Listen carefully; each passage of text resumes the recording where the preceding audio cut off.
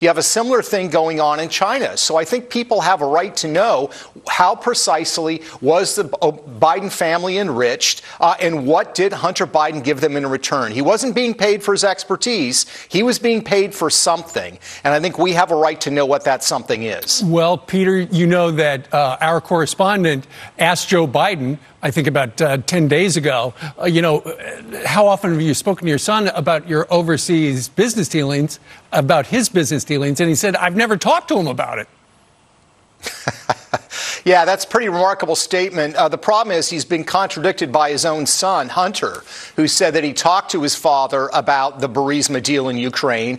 And Joe Biden's statement's also contradicted by Hunter Biden's Chinese partners, who told a reporter that, in fact, when they took that now infamous trip on Air Force Two to Beijing, China, just before Hunter closed his billion-dollar-plus deal, Chinese company officials say they were introduced to Vice President Biden by Hunter Biden. So, how that happened without them discussing the business dealings, it's an absurd stretch. And I think what Joe Biden needs to do is come clean about this stuff. The old ways of sort of just obscuring are not going to work here. This is why we need to have an investigation. George Stephanopoulos said Sunday that the whole China link has been debunked. What do you say?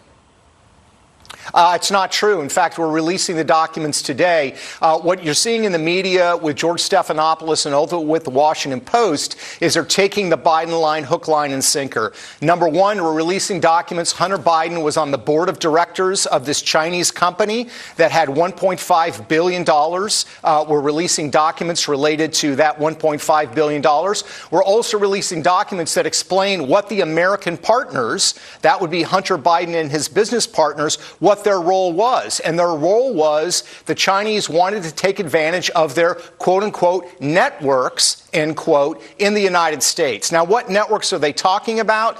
These gentlemen are not titans on Wall Street. I think we know what networks they're talking about. And the Chinese were very explicit as to why they struck up this partnership with Rosemont Seneca Partners, this sort of small investment firm that very few people had heard of that just happened to be headed up by the vice president's son. Interesting stuff. We'll await those documents that you're going to release regarding China.